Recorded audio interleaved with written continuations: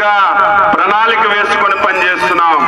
Mulapeta port వస్తే దానికి అనుబంధంగా పరిశ్రమలు వస్తాయి. ఇప్పటికే పోటీలుగా వస్తున్నారు. మేము 1,00,000 కోట్లు పెట్టి పెట్టుబడి పెడతాం, మేము 90,000 కోట్లు పెట్టి పెట్టుబడి పెడతాం, ప్రభుత్వం సహకరించండి అని చాలా కంపెనీలు వస్తున్నాయి. ముఖ్యమంత్రి గారు ఆలోచన చేసి ఏది మంచి కంపెనీ, ఏ కంపెనీ ఎక్కువ ఉద్యోగాలు యువతకిస్తారో ఆలోచన చేసి ఇక్కడ పరిశ్రమలు కూడా అభివృద్ధి చేయడానికి నిర్ణయం చేశాం.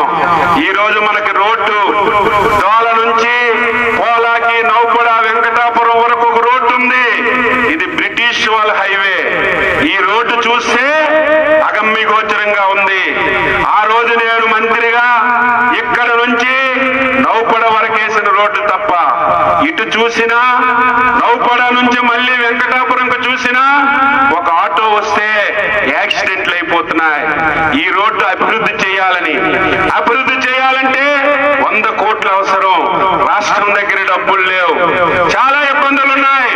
వెంటనే రామ్మోహన్ నాయుడికి రంగంలో నుంచి కేంద్ర ప్రభుత్వంతో మాట్లాడి నరసన్నపేట నుంచి మళ్ళీ మన ఊరి మీదుగా వెంకటాపురం వరకు 100 కోట్ల రూపాయలతో ఈ రోడ్డు కూడా మంజూరు చేశాం.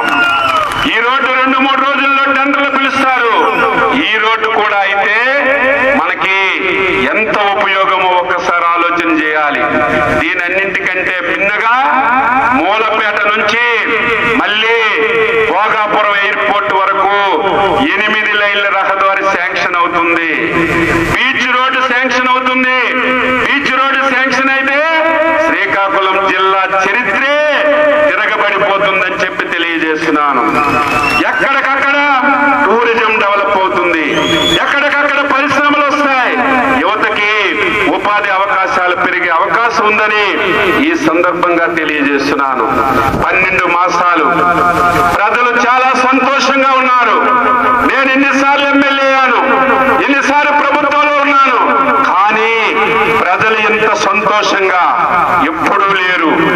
ఎవరు ఊహించలేరు ఇంత తొందరగా చంద్రబాబు నాయుడు గారు ఇన్ని పథకాలు ఇస్తారని, ఇన్ని హామీలు నెరవేరుస్తారని ఎవ్వరు కూడా ఊహించలేదు. ఊహించిన విధంగా ఈ 14 మాసాల్లో సూపర్ 6 లో 90% హామీలు నెరవేర్చాం.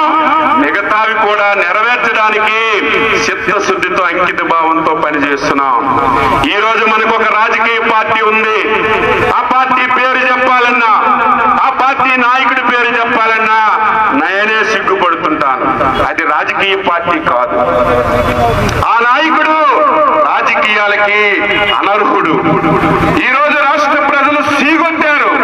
నువ్వు ఈ రాష్ట్రానికి ఉపయోగపడవు, రాజకీయాలకు అనర్హుడు అని 11 సీట్లతో మొన్న ఎన్నికల్లో పరితం చేసిన 12 మాసాలయ్యింది. భూమి ఆకాశం చూడకంటే ఎగిరిపడుతున్నాడు. ఈ రాష్ట్రాన్ని మళ్ళీ అల్లకల్లోలాలు సృష్టించాలని ప్రయత్నం చేస్తున్నాడు. ఈ రాష్ట్రంలో శాంతి భద్రతలు లేకుండా చేయాలని ప్రయత్నం చేస్తున్నాడు. ఎవరమైనా సరే, చంద్రబాబు నాయుడు గారైనా, అచ్చెన్నాయుడు గారైనా, XYZ ఏ నాయకుడైనా ప్రజల దగ్గర తలదించవలసినటువంటి అవసరం వస్తుంది. ఎవరైనా ప్రజలు గౌరవిస్తే నాయకులు, ప్రజలు మనకు అభిమానిస్తే నాయకులం తప్ప విర్రవీగిపోతే ఇప్పుడు కూడా నాయకులు కాలేమని ఈ సందర్భంగా తెలియజేస్తున్నాను. ఈ రోజు మనం 14 మాసాలుగా పరిపాలన చేస్తున్నాం. ఈ 14 మాసాల పరిపాలనకి ప్రజలు మనకి గౌరవించారు, అభిమానించారని ఘంటాపదంగా నేను చెప్పదలిచాను.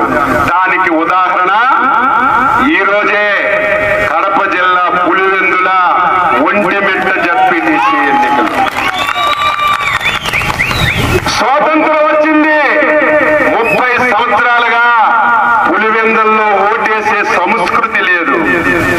ఈ రోజు జగన్మోహన్ రెడ్డి నువ్వు ముఖ్యమంత్రిగా మా నియోజకవర్గానికి ఏమీ చెయ్యలేదు. నువ్వు ముఖ్యమంత్రిగా 5 సంవత్సరాలు ఈ నియోజకవర్గానికి ఏమీ ఉపయోగపడలేదు.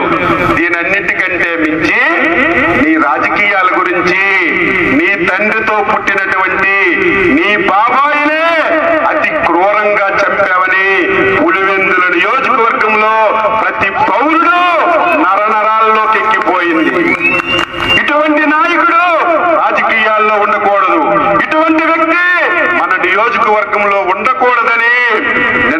జరిగినటువంటి ఎన్నికల్లో ఏ విధమైనటువంటి తీర్పిచ్చారో మీరందరూ కూడా చూశారు. ఎప్పుడైతే ప్రజల్లో వ్యతిరేకత వచ్చిందో, ఎన్నికల్లో ఓడిపోతామో అప్పుడే ఈ దుర్మార్గుడికి ప్రజాస్వామ్యం గుర్తొచ్చింది.